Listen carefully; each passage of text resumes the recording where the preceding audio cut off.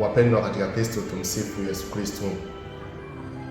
Leo mama kanisa anaadhimisha siku ya Ijumaa Kuu, ibada ya Ijumaa Kuu, ibada ambayo tunaadhimisha mateso na kifo cha Bwana wetu Yesu Kristo.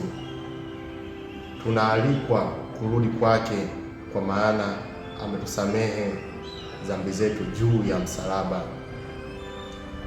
Leo tunakumbuka upotofu wa haki na kukataliwa kwa ukweli na usaliti wa uzima wenyewe.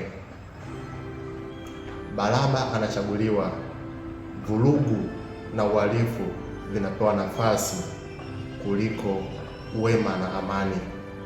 Leo ni kilele cha mateso na sadaka ambayo kimebebwa na yeye asiye na hatia. Dhambi zetu wanadamu zinabebwa juu yake, kwa yeye ambaye alikuwa hana hatia, na hata hivyo alibebwa pasipo yeye kulazimishwa, bali kutokana na upendo wake usio na mipaka. Maneno ya mwisho ya Yesu msalabani yalikuwa yametimia. Neno hili yametimia kwa Kigiriki lina maana tatu, neno ambalo linasema tetelestai. Tetelestai maana ya kwanza ni maana ya kifedha, likimaanisha kuwa kama ulikuwa unamdai mtu na kisha kukulipa deni lako, utampa risiti ya kuonesha kuwa deni lake limekwisha lipwa. Maana ya pili ni maana ya kisheria.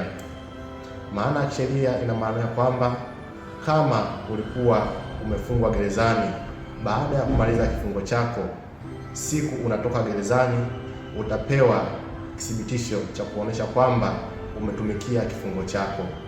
Na maana ya tatu ni maana ya kivita. Jemedali yoyote anapoenda vitani, akiisha kushinda vita, anapokuwa anarudi nyumbani, atakuwa anasema tetelestai, akimaanisha kuwa vita vimekwisha kushinda. Yesu aliposema tetelestai au kwa Kiswahili yametimia, alikuwa anamaanisha kuwa dhambi zetu zimekwisha ondolewa, zimekwisha kulipwa kutokana na kufa kwake msalabani. Maana ya pili alikuwa anamaanisha dhambi zetu zimekwisha kufutwa na kifo chake. Na maana ya tatu, dhambi zetu, vita dhidi ya dhambi zetu zimekwisha piganiwa na yeye ambaye alikufa kwa ajili yetu. Wapendwa katika Kristo, leo siku ya Ijumaa Kuu tunaalikwa kumrudia yeye, tukiweza kuachana mambo yote ambayo yataweza kuongeza mateso dhidi ya Bwana wetu Yesu Kristo. Tunaalikwa kuachana na masuala ya kifisadi.